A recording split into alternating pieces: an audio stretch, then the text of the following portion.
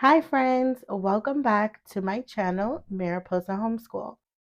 And in today's video, I'm going to give you some tips for homeschooling if you're a beginner. If you're interested, please stay tuned.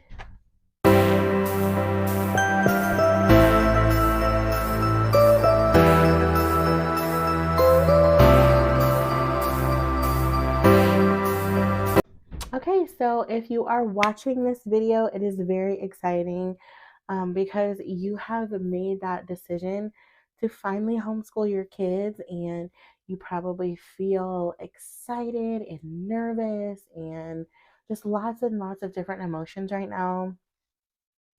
And it's a very exciting time and very overwhelming time, but I want to say it's a great time, but also a time where you're cramming tons of information in.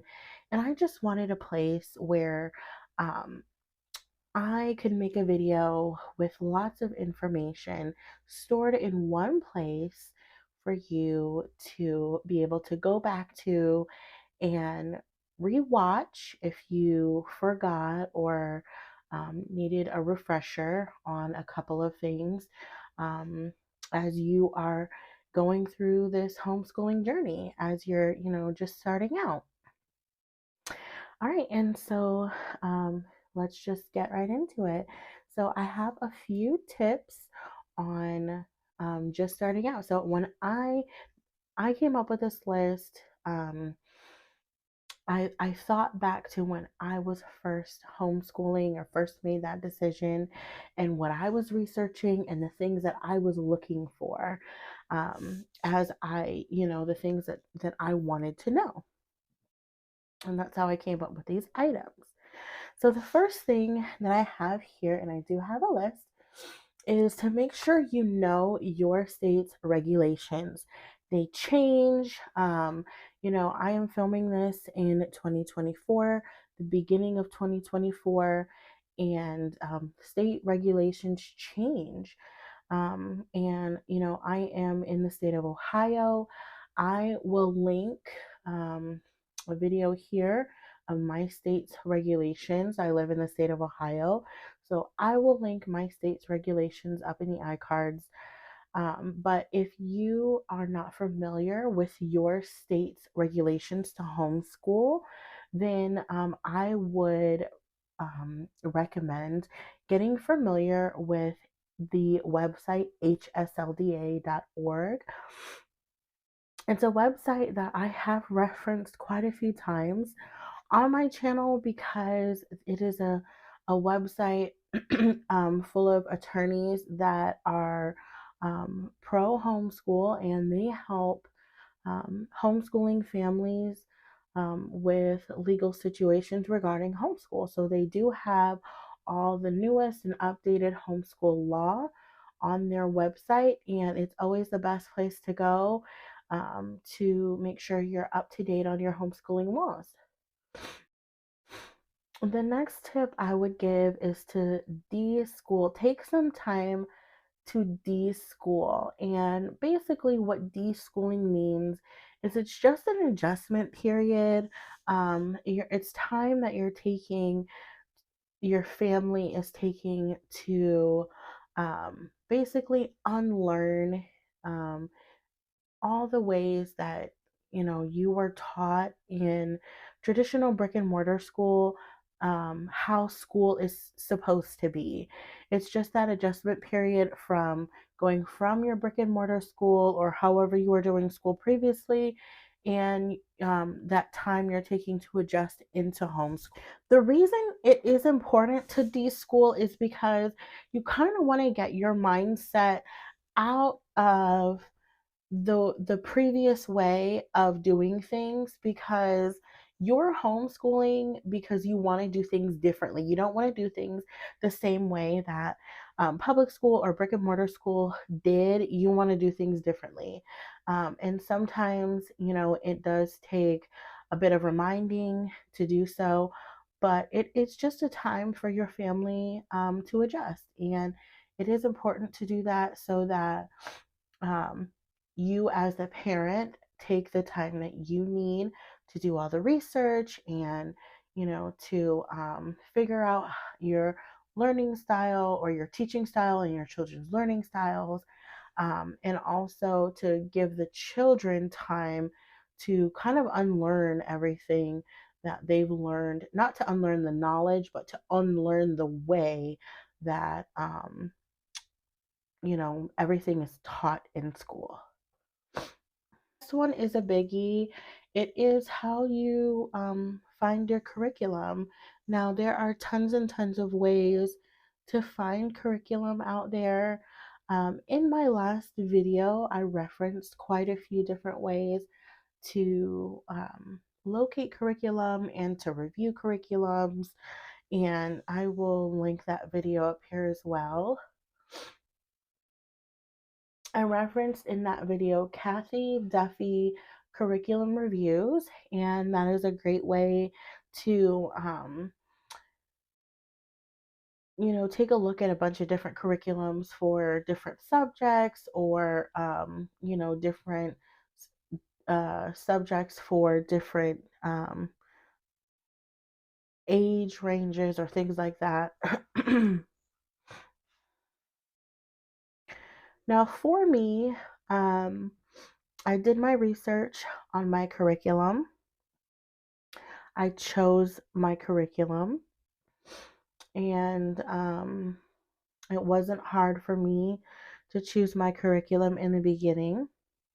What was hard for me was to stick with my curriculum because there were so many out there.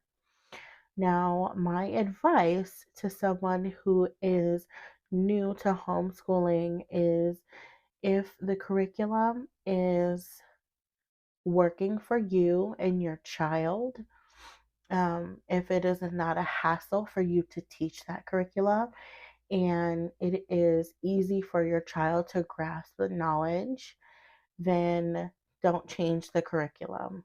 Just go ahead and continue on. Don't change the curriculum just because there's so many different options out there and you want to try something else because it's shiny and new. There are tons of different curriculums out there, and it is so hard to, see someone reviewing something nice and you're like, oh, it looks so good, I want to try it. But then, what you're using, there's nothing wrong with it. And that can create gaps if you in your child's education, if you are switching curriculums too often. The other side of that would be if the curriculum is difficult for you to teach, if your child enjoys it, but there's just too many pieces and parts. You don't have enough time to teach that curriculum because, hey, a lot of us parents who watch this channel work full time, me being one of them. I don't want a curriculum that has a ton of different pieces and parts to it that's going to take me, 45 minutes to set up and to teach and tear down. I don't want all that hassle. Or if every time I pull it out, I can see the stress on my kid's face, they're not enjoying it. There's tears because they don't understand, they're getting frustrated. If that's your experience with a curriculum, there are so many different options out there. You don't have to stick with it. You can go ahead and try something else. Don't be afraid to get rid of it and try something else. It can be quite lonely to homeschool, especially if we are working. A lot of my day is filled with work, homeschool, work again, cleaning, cooking, running errands, running my kids to and from activities. Um, it can be lonely. It is definitely one of my tips for a new homeschooling family to get into community with other homeschooling families. Now, it doesn't have to be in person, it can be in community with a church group, with other fellow homeschoolers. It can also be in the form of a co-op, or a homeschool group. But it could also be as simple as a Facebook group. I am a part of a couple wonderful Facebook groups. One of them is a Ohio homeschooling parent Facebook group. I honestly, I don't think I would have made it very far in homeschooling without that group. It is so extremely helpful, even just to the little things, if we want to just vent about something, if we want to, um, you know, express our frustration about something, or share our wins, or just get advice on little things. Being a part of a Facebook group is great for that. Not everyone, in the very beginning, I could not imagine being a part of a homeschool group or a co-op, because I just did not. It was overwhelming enough for me to try to figure out homeschooling and working, and I just couldn't add in, doing a co op or a homeschool group on top of everything else. And that's okay. Now I'm at the point where I can. And I absolutely love getting out of the house and, having my kids make friends. But I would definitely suggest not to try to go at this alone. It's very hard, especially in your first couple years. You will need advice. And I would definitely say just try to get in community, even if it's just watching someone's YouTube channel and commenting in the comments. If you watch my YouTube channel and you comment, I would be happy to comment back. Um, but yeah, getting community. So you're not lonely. There's many homeschoolers out there who, um, homeschooling parents who we need friends too. It's also very important to learn your child's learning style. Each child learns differently, and it can make teaching your child a lot simpler, and to pick their curriculum a lot easier if you learn their learning style. Some children are visual learners, some children are audio learners, some children are both. um, and it is a lot easier um, to teach a child when you know their learning style, and it also um, is easier for them to learn. There are um, like quizzes or little tests that you can take online if you just Google like my child's learning style online, and you're able to take like a quick quiz online and see what your child's learning style is. I would definitely recommend to new homeschooling parents to use outside resources when they are available to you. Outside resources can be anything, including websites that will assist in your child's education, such as a website called OutSchool. I use that website for anything, for like anything that my child interests, such as coding. They have classes for different science subjects, language. They have just different hangouts for maybe drawing, or I know there's one on there for Minecraft, things like that. We utilize our co-op for language. So our co-op teaches different language lessons. So that is something that I do not have to teach my children, because that is taught in our co-op. I use my child's dance lessons. My daughter is 4 and she takes ballet and tap. I use that as her physical education. Um, we pay for those dance lessons, so that's considered her physical education.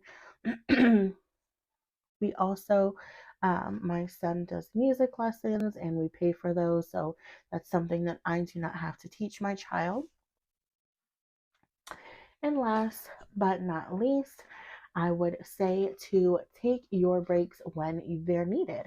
You do not have to follow a traditional schedule, of the public school calendar when they take breaks for holidays or for the summer, spring break, things like that. You can take your breaks whenever you want. Some families will school for 3 weeks on and 1 week off.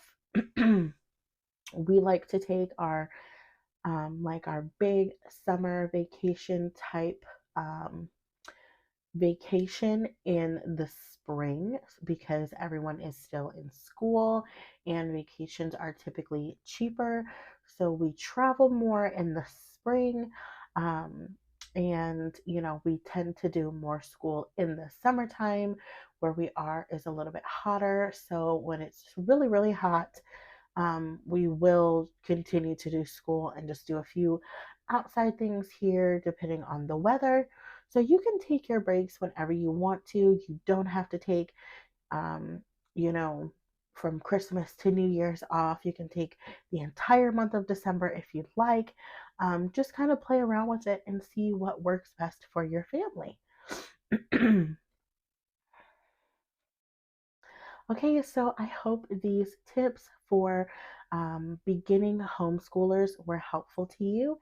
If you enjoyed this video, please give it a thumbs up and like this video. So hit the subscribe button if you haven't already done so, and we will see you next time. Bye.